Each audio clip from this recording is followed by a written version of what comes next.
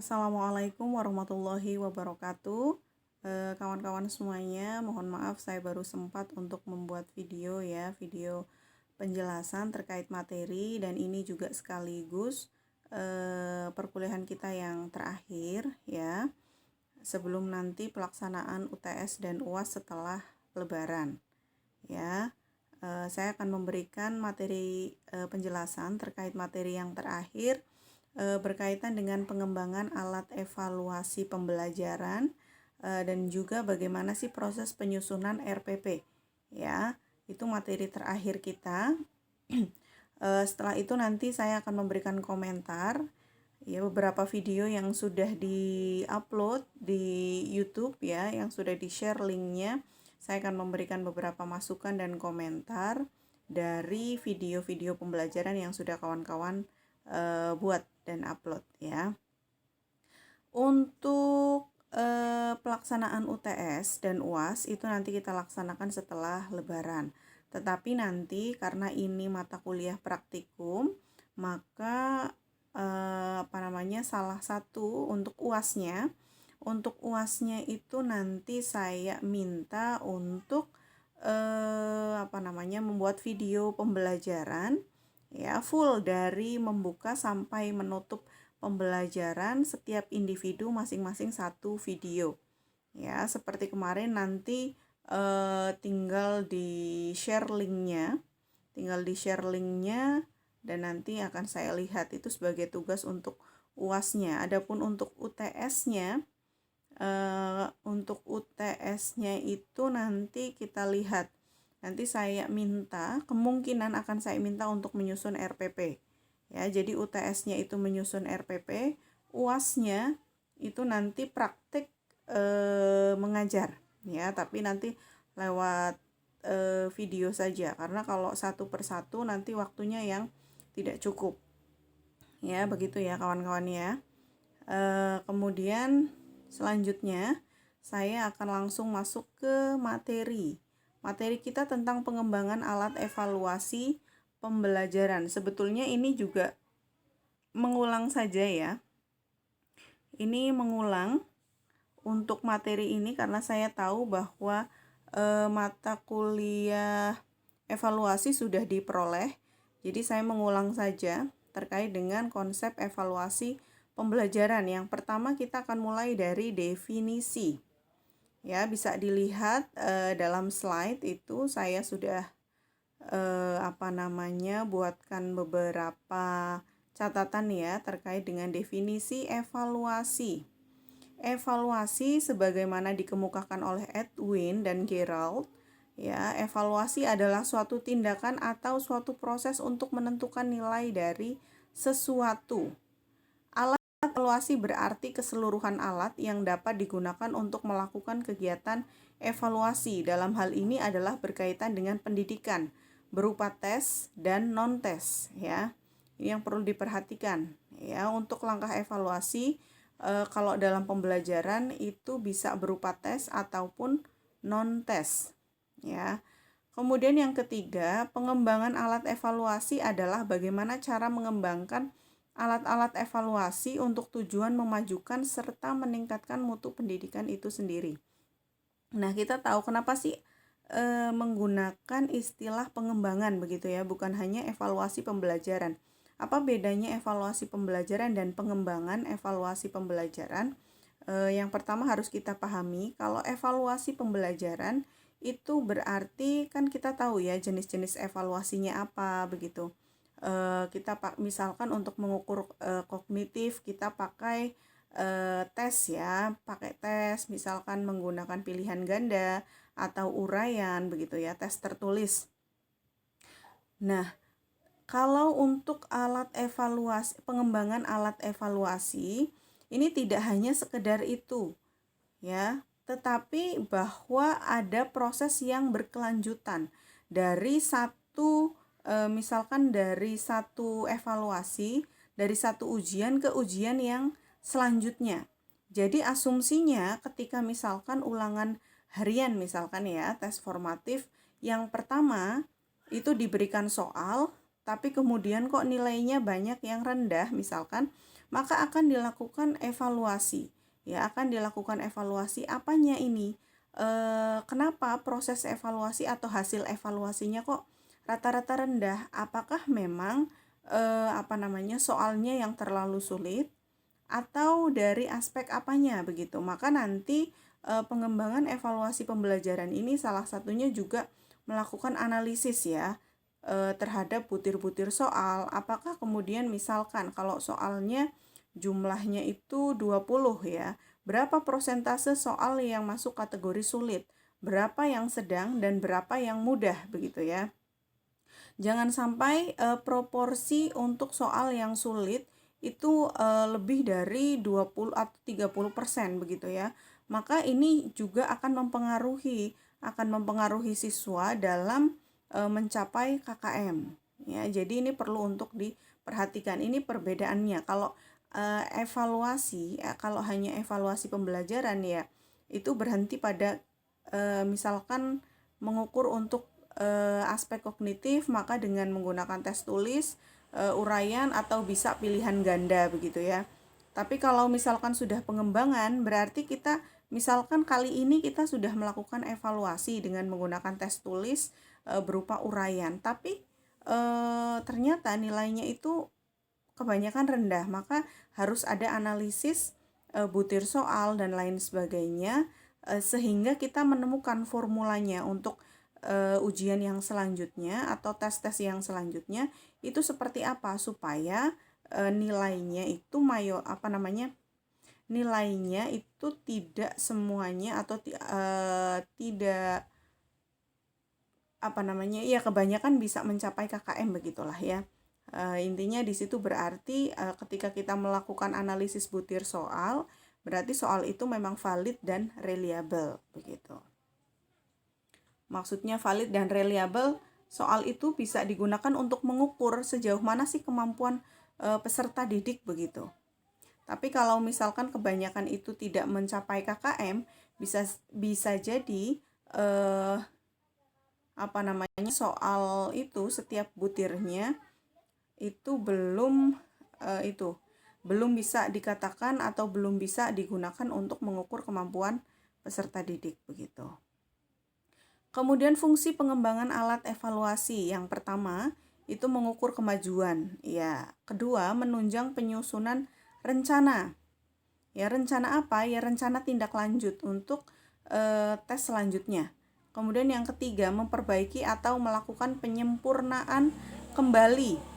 Ya, ini berkaitan juga dengan yang kedua tadi, ya, memperbaiki atau melakukan penyempurnaan kembali, ya, untuk apa?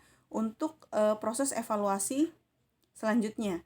Kemudian yang keempat, memperoleh informasi tentang hasil-hasil yang telah dicapai dalam rangka pelaksanaan program pendidikan. Jadi nanti guru bisa memetakan ya hasil-hasil yang telah dicapai itu apa saja, bagian mana saja yang kemudian sudah dikuasai oleh peserta didik dan bagian mana yang belum begitu. Kemudian yang terakhir, mengetahui relevansi antara program pendidikan yang telah dirumuskan dengan tujuan yang hendak dicapai. Ya, intinya bahwa ketika kita ingin melakukan evaluasi, itu kan kita juga harus tahu tujuan pembelajarannya itu apa. Nah, salah satu evaluasi ini kan untuk mengukur sejauh mana sih ketercapaian dari tujuan pembelajaran yang ada begitu. Apakah tujuan pembelajaran yang ada sudah bisa dicapai atau belum begitu. Selanjutnya, tujuan pengembangan alat evaluasi. Ya, untuk tujuannya ini ada 4. Yang pertama, menghimpun bahan-bahan keterangan yang akan dijadikan sebagai bukti taraf perkembangan atau kemajuan peserta didik. Ya, jelas karena alat evaluasi itu kan tidak hanya tes saja ya, tapi ada juga non-tes. Ini yang kita sebut bahan-bahan keterangan. Ya, bisa berupa skor, nilai ketika menggunakan ujian tulis atau ujian lisan atau praktik begitu ya. Kita kan juga punya skor, punya keterangan begitu ya. Kemudian kalau misalkan untuk mengukur dalam ranah afeksinya, kita bisa menggunakan rubrik observasi atau mungkin angket atau mungkin yang lainnya begitu ya. Jadi Ini yang dikatakan bahwa ini bisa dijadikan sebagai bahan-bahan keterangan, ya, sampai sejauh mana pencapaian peserta didik, baik itu dalam ranah kognitif, afektif maupun psikomotor. Kemudian mengetahui tingkat efektivitas metode pengajaran yang digunakan dalam proses pembelajaran. Ya, ini tadi juga berkaitan ya. Ketika kita melakukan evaluasi, kalau misalkan sebagian besar siswa itu belum mencapai KKM yang disyaratkan begitu ya, bisa jadi satu, kalau misalkan kita melakukan analisis butir soal, apakah soal-soal yang diujikan itu sudah masuk kategori valid dan reliable atau belum. Kalau misalkan sudah, berarti nanti bisa digunakan untuk merefleksikan ya, atau mengintrospeksi diri ya. Jangan-jangan metode pengajarannya yang perlu diperbaiki begitu. Kemudian yang ketiga, merangsang kegiatan peserta didik dalam menempuh program pendidikan. Ya, merangsang kegiatan peserta didik dalam menempuh program pendidikan. Ya, ini untuk ya bagaimana caranya itu peserta didik itu bisa memahami materi lah ya. Kemudian yang keempat, mencari dan menemukan faktor-faktor penyebab keberhasilan dan ketidakberhasilan peserta didik. Pada intinya pengembangan alat evaluasi ini kan untuk kita bisa melakukan refleksi ya, kira-kira apa sih yang perlu untuk diperbaiki dan apa yang perlu untuk ditingkatkan. Ini kalau untuk evaluasi. Nah, ini alat evaluasi ini ada dua. Yang pertama itu tes dan yang kedua itu non-tes.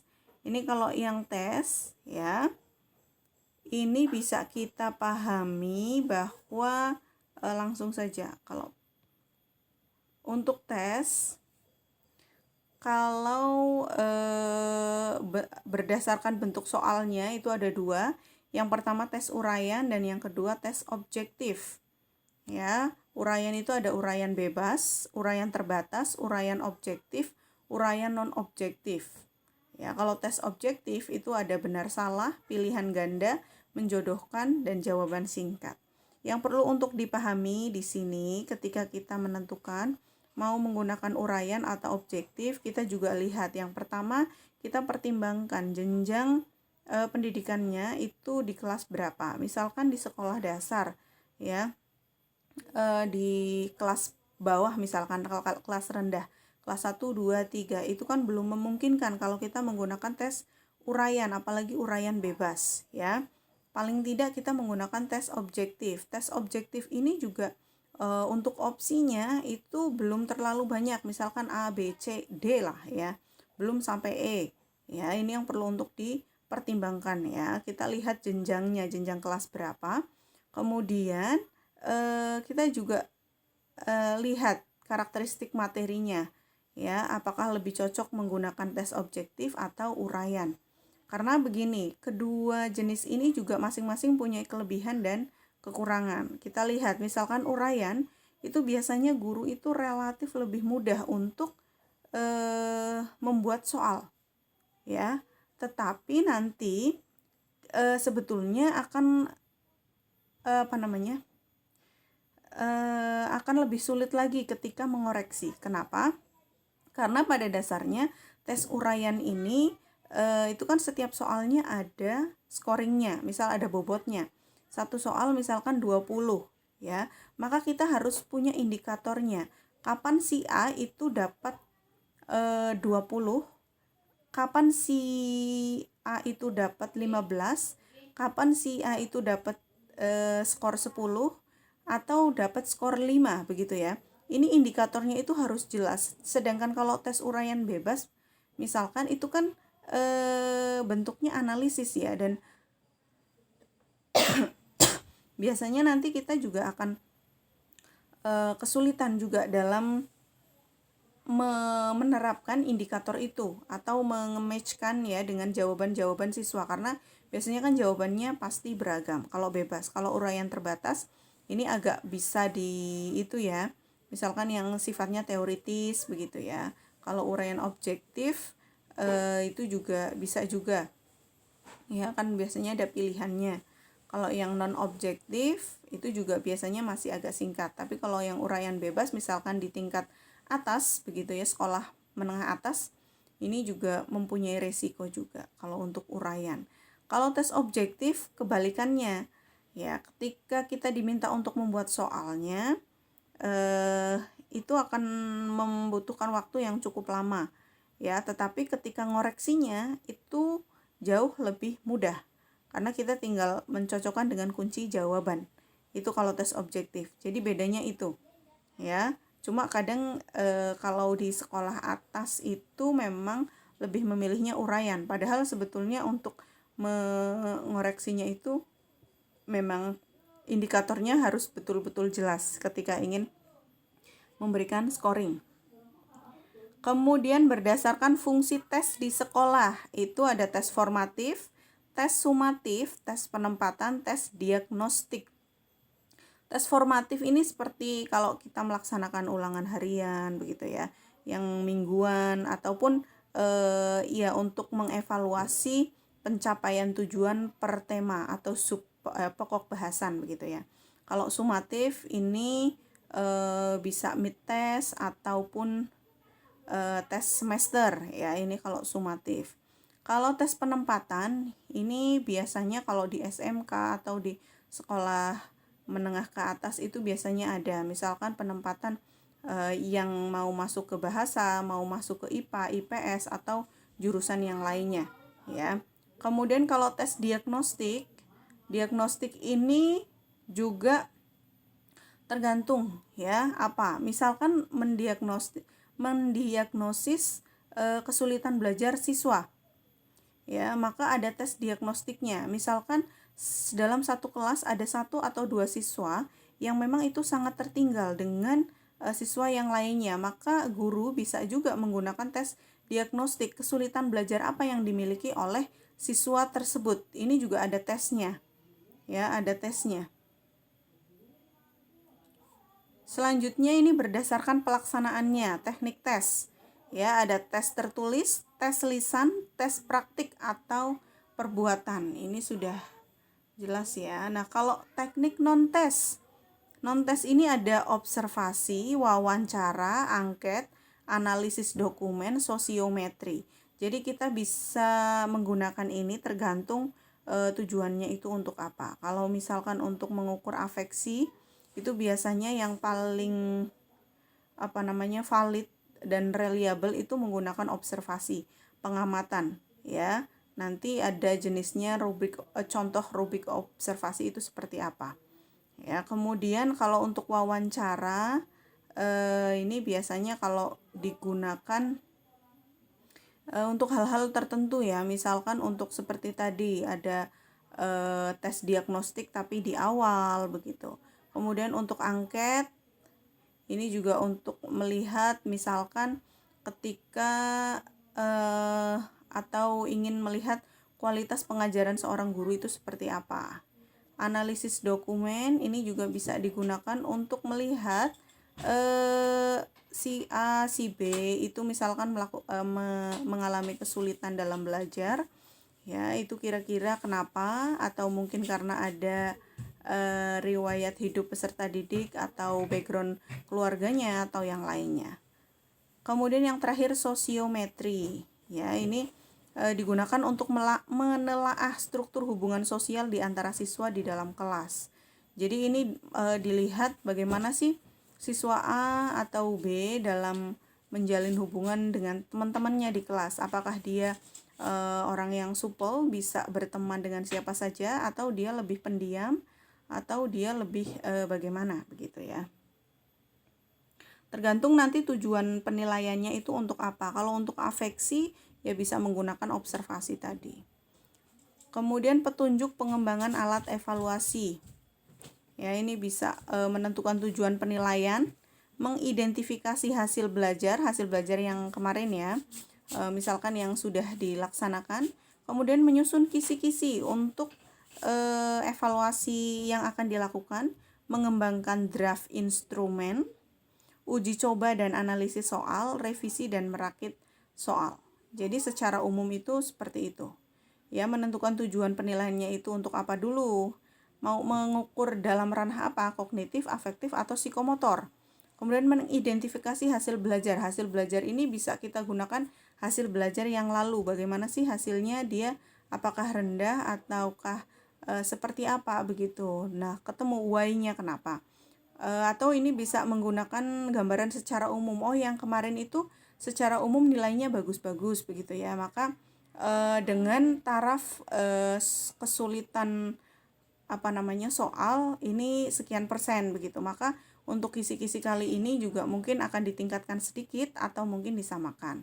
Ya, baru kemudian membuat soalnya. Kemudian selanjutnya uji coba. Tapi biasanya kalau di sekolah itu untuk melakukan uji coba dan analisis soal ini agak kesulitan ya, karena kita terbatas oleh waktu, ya, durasi waktunya. Maka ini akan lumayan kesulitan kita ketika ingin melakukan uji coba dan analisis. Inilah kenapa biasanya setelah draft instrumen jadi begitu ya, guru hanya kemudian mengoreksi kira-kira sudah tepat atau belum, langsung diujikan dengan siswa.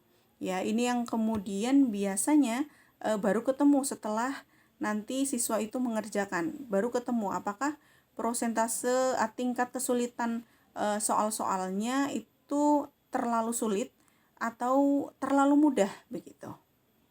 Maka harus dilakukan evaluasi secara kontinu. Ini untuk prinsip dan prosedur penilaian.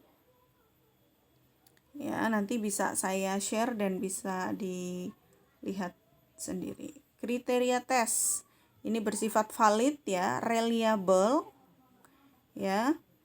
Ini valid ini berarti seperti yang tadi saya katakan, hasil belajar secara tepat dan benar dapat mengukur hasil belajar yang telah dicapai oleh peserta didik. Maka valid dan reliable ini nanti berkaitan juga dengan analisis butir soal. Apakah soal yang digunakan untuk mengukur ini sudah valid dan reliable atau belum? Ya, salah satunya yaitu kita harus bisa menentukan ya berapa prosentase soal yang kategori sulit, sedang, dan mudah. Ya, kalau sulit semuanya, maka juga siswa itu susah untuk mencapai KKM. Ya, kalau misalkan mudah semuanya, ini juga repot juga begitu ya. Kemudian bersifat objektif, ya. Jadi materi-materi yang diujikan kalau bisa yaitu materi yang memang sudah diajarkan. Bersifat praktis, tes hasil belajar dapat dilaksanakan dengan mudah. Oke, itu tentang instrumen pengembangan alat evaluasi. Yang selanjutnya kita akan bicara tentang RPP. Ya. RPP ini kan rencana pelaksanaan pembelajaran. Jadi setelah kemarin itu saya minta untuk praktek ngajar. Sebetulnya sebelum kita atau kalian itu praktek ngajar kan harus bisa menyusun RPP terlebih dahulu.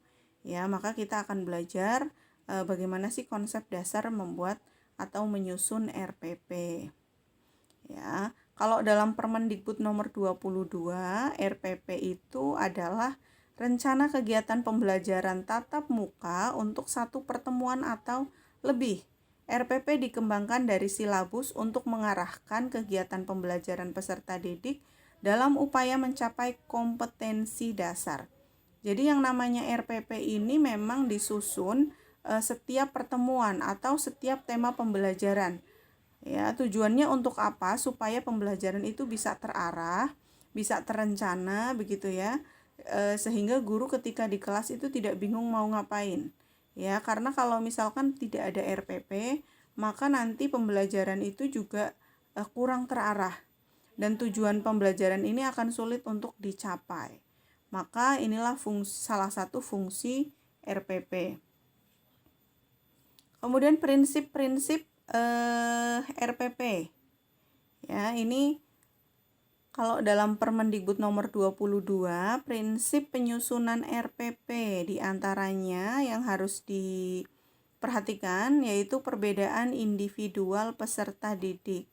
Ya, dari mulai kemampuan awal, tingkat intelektual, bakat, motivasi. Maksudnya kita lihat secara umum di kelas. Biasanya kan di sebuah kelas itu kan kita bisa lihat ya, oh ada yang satu kelas itu memang karakteristiknya anaknya antusiasmenya tinggi begitu ya, daya kritisnya tinggi, atau mungkin lebih pendiam, atau mungkin lebih pasif begitu. Itu juga bisa untuk mempertimbangkan ya, metode apa sih yang kira-kira pas untuk diterapkan di kelas itu begitu, strateginya yang seperti apa, dan evaluasinya seperti apa begitu. Kemudian partisipasi aktif peserta didik ya, tadi juga berkaitan dengan itu. Berpusat pada peserta didik untuk mendorong semangat belajar, motivasi, minat, kreativitas, inisiatif, dan lain sebagainya. Ya, mengembangkan budaya membaca dan menulis yang dirancang untuk mengembangkan kegemaran membaca. Pemberian umpan balik dan tindak lanjut RPP. Ya, kemudian penekanan pada keterkaitan.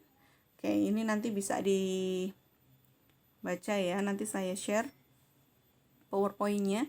Nah, ini yang terakhir, langkah penyusunan RPP. Dalam RPP itu ada apa saja sih? Yang pertama, mencantumkan identitas. Tentunya untuk mata pelajaran apa, kelas berapa, ya. Kemudian gurunya apa, merumuskan tujuan pembelajaran. Ini harus ada tujuan pembelajarannya apa, ya. Bahkan mungkin KI, KD-nya itu juga dicantumkan. Ya, kemudian menentukan materinya apa. Dan materi ini biasanya tidak ditulis secara lengkap, hanya nanti temanya apa atau pokok bahasannya itu apa. Menentukan model pembelajaran, ya, model pembelajaran ini juga bisa berkaitan dengan metodenya apa, strateginya apa, pendekatannya apa, ya, medianya apa, begitu. Kemudian menetapkan kegiatan pembelajaran. Nah, ini dideskripsikan ya. Kegiatan awal mau apa saja dan sekaligus durasi waktunya. Sehingga tergambar dari misalkan 45 menit di dalam kelas itu guru itu mau ngapain aja. Dari mulai kegiatan awal, kegiatan inti, dan kegiatan penutup. Ya, selanjutnya memilih sumber belajar ya, dan menentukan penilaian. Penilaian ini nanti jenis evaluasinya.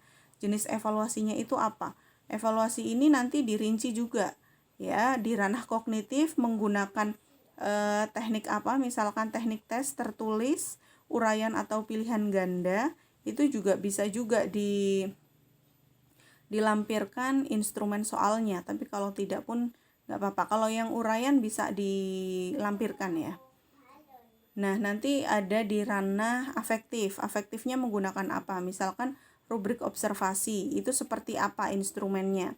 Kalau psikomotor, misalkan dengan penugasan, itu seperti apa instrumen penilaiannya. Maksudnya indikator penilaiannya itu apa saja. Nanti saya share untuk contohnya. Oke, itu yang terakhir ini terkait dengan video pembelajaran yang kemarin sudah di-share ya. Ini ada 2 kelas kemarin, ada kelas PAIA dan PAIB ya. Kalau dari PAIA itu kemarin baru 3 yang upload video, PAIB juga sama, baru 3 yang upload video. Kalau dari 3 video di PAIA secara umum sudah baik ya, sudah ekspresif dan juga sudah memunculkan apa sih yang ingin atau keterampilan apa sih yang ingin dihadirkan dalam video itu. Kemarin ada kelompok berapa ya yang gurunya itu perempuan, itu sudah baik, ekspresif ya, ekspresif, kemudian energik begitu ya. Intinya yang pertama, tetapi secara umum yang harus diperhatikan ya, apa namanya, kalau untuk poin yang bertanya dan penguatan ya, bertanya dan penguatan ini nanti kemarin kekurangannya dari masing-masing kelompok itu baik PAIA maupun PAIB itu tidak disebutkan itu untuk jenjang kelas berapa, karena jenjang kelas ini sangat mempengaruhi ya nanti metode dan strategi yang digunakan itu seperti apa. Ya, karena untuk misalkan jenjang kelas sekolah dasar itu akan beda dengan yang di sekolah menengah ataupun sekolah menengah atas. Ya, jadi ini sangat penting. Ya, jadi yang pertama kalau untuk poin atau keterampilan bertanya dan penguatan itu yang perlu diperhatikan teknik bertanya itu kan tidak harus guru yang menanyakan ya, atau bisa dikemas dengan semenarik mungkin lah ya. Maksudnya tidak harus yang sepaneng atau seperti apa. Kemudian penguatan ini juga sama ya, nanti disesuaikan juga dengan jenjangnya, jenjang di sekolah berapa. Kemudian yang kedua itu mengadakan variasi dan menjelaskan. Nah, maksudnya memberikan variasi ini, variasi metode atau strategi. Jadi tidak hanya monoton, hanya ceramah saja ya. Misalkan tergantung materinya, kita bisa menggunakan strategi aktif ya, strategi aktif. Strategi aktif itu kan banyak sekali ya. Bisa menggunakan card shot, kemudian everyone is a teacher here, terus kemudian bisa menggunakan the power of two atau yang lainnya. Ya, ini yang kita sebut mengadakan variasi. Dan biasanya variasi ini juga ketika misalkan di awal untuk melakukan apersepsi. Apersepsi ini berarti bagaimana kita mengingatkan siswa materi yang kemarin sudah diajar itu tentang apa dan apa kaitannya dengan materi kali ini. Apersepsi ini juga bisa bervariasi ya, tidak harus guru yang menanyakan, bisa menggunakan permainan atau bisa menggunakan yaitu tadi strategi aktif ya, strategi aktif. Nah, misalkan dengan mengelilingkan spidol, nanti spidolnya jatuh ke siapa dan dia diminta untuk menjelaskan kemarin materinya apa, seperti itu ya. Nanti misalkan dalam menjelaskan pun sama ya, dalam menjelaskan pun penggunaan strateginya itu harus bervariatif gitu. Tapi yang kemudian ya kita tetap harus memperhatikan waktunya juga ya. Nanti ada waktu di mana memang guru di akhir itu memberikan klarifikasi atau konfirmasi atau simpulan begitu. Tapi kalau misalkan dalam menjelaskan atau dalam inti pembelajaran itu guru sudah mendominasi misalkan, maka di akhir ketika menarik kesimpulan itu juga guru bisa menggunakan beberapa games ya, untuk supaya siswanya itu yang kemudian menarik kesimpulan sendiri begitu ya. Bagaimana ada permainan apa yang membuat si A coba bagaimana tadi apa yang guru saya jelaskan tentang tema ini begitu dan lain sebagainya. Itu sangat bisa sekali. Intinya di sini bagaimana kita bisa melakukan variasi ya. Yang jelas seorang guru itu harus ekspresif, energik begitu ya. Kalau misalkan dalam micro teaching nanti dilihat itu ketika praktek itu kok kelihatannya udah lemes dan tidak tidak ekspresif begitu ya. Nanti yang melihat juga aduh gimana sih, niat apa enggak begitu. Jadi ini penting, yang pertama ekspresinya ya harus ekspresif, suaranya juga intonasinya harus jelas, kemudian juga pengambilan videonya itu juga tidak boleh terlalu banyak, maksudnya kameranya ya jangan terlalu sering bergerak begitu. Dan biasanya suara ini kalau misalkan ada di ruangan terbuka itu bisa pecah ya, jadi kurang jelas ya. Jadi yang kemarin masih didominasi oleh metode ceramah, nanti bisa menerapkan salah satu strategi aktif ya. Terutama nanti ini juga ini juga masukan untuk kalian nanti mempersiapkan ketika akan melakukan micro teaching. Kemudian ada keterampilan membuka dan menutup ya. Membuka dan menutup, hal yang terpenting dalam membuka itu memang ada salam, kemudian doa, kemudian presensi begitu ya. Tapi yang tidak boleh lupa bagaimana kita menyampaikan tujuan pembelajarannya itu apa, dan juga langkah apersepsi itu tadi ya, bagaimana kita mengingatkan atau mereview materi yang kemarin dan sedikit ya, tidak perlu panjang lebar, dan mengaitkannya dengan materi yang hari ini akan kita ajarkan. Ini apersepsi. Baru kemudian nanti kita masuk ke materi ya. Dan juga ini juga disesuaikan dengan jenjangnya juga Ya, kemudian yang terakhir itu mengelola kelas dan diskusi. Mengelola kelas ini memang secara umum dari awal sampai akhir bagaimana kemudian kita membuat siswa itu bisa fokus, bisa konsentrasi, bisa antusias, bisa aktif dalam pembelajaran, itu bagaimana caranya. Dan kemudian untuk diskusi, kemarin saya lihat kebanyakan juga masih menerapkan teknik diskusi untuk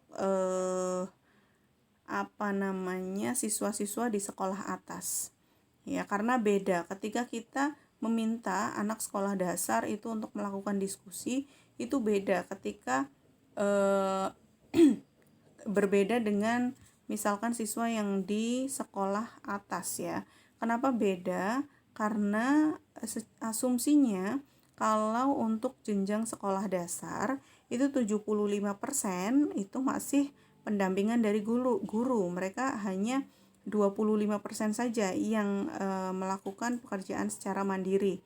Kalau di sekolah menengah itu 50-50, peran guru 50%, siswa 50%, sedangkan kalau di tingkat atas itu sudah 75-25. Siswa 75%, guru 25%, mendampingi begitu ya kategorinya. Jadi ini yang perlu untuk diperhatikan. Kita tidak mungkin menerapkan atau meminta anak sekolah dasar itu untuk melakukan diskusi, tapi sistemnya seperti yang ada di perkuliahan, begitu ya. Ini yang perlu untuk menjadi evaluasi, karena jangan disamakan dengan mahasiswa ya, karena istilahnya itu beda. Kalau di sekolah, masih sekolah, itu nanti istilahnya pedagogik. Kenapa pedagogik? Karena di sini mereka secara umum itu masih membutuhkan pendampingan dari guru ya. Tapi kalau misalkan ya pendampingan secara intens begitu ya. Tapi kalau mahasiswa itu nanti istilahnya beda lagi, bukan pedagogik tapi andragogi. Ya, andragogi ini berarti pendidikan untuk orang dewasa. Diasumsikan kalian itu sudah bisa belajar sendiri tanpa harus diberi materi, hanya diberi misalkan kisi-kisinya saja begitu ya, RPS-nya misalkan, dan dipandu, itu sudah bisa belajar sendiri, sudah bisa mengelaborasi keilmuan sendiri, dan sudah bisa menghasilkan pengetahuan sendiri. Itu kalau mahasiswa. Jadi beda ya, beda antara yang ada di sekolah dasar, menengah atas, itu istilahnya pedagogik. Kalau yang di perguruan tinggi itu istilahnya andragogi. Jadi kalian itu sudah diasumsikan sudah bisa mencari keilmuan sendiri. Ya, nanti dalam perkuliahan itu hanya sebagai sarana saja. Ya, sarana bagaimana bisa melatih daya kritis kalian dalam berpikir. Oke, begitu ya. Kawan-kawan, itu beberapa masukan dari video pembelajaran yang kemarin sudah dibuat. Secara umum sudah bagus, hanya nanti perlu ditingkatkan lagi ya. Ekspresinya lebih ekspresif lagi, intonasi suaranya itu lebih diperjelas begitu ya. Karena kalau misalkan dari awal itu sudah ekspresif dan energik dalam mengajar begitu ya, nanti sesuatu metode yang biasa itu jadi terkesan akan lebih menarik gitu ya. Tapi semenarik apapun kalau ekspresinya biasa saja ya jadi kurang menarik. Begitu. Baik, terima kasih. Kalau ada yang ingin ditanyakan nanti bisa di WA grup ya. Oke, terima kasih kawan-kawan semuanya. Saya cukupkan. Wassalamualaikum warahmatullahi wabarakatuh.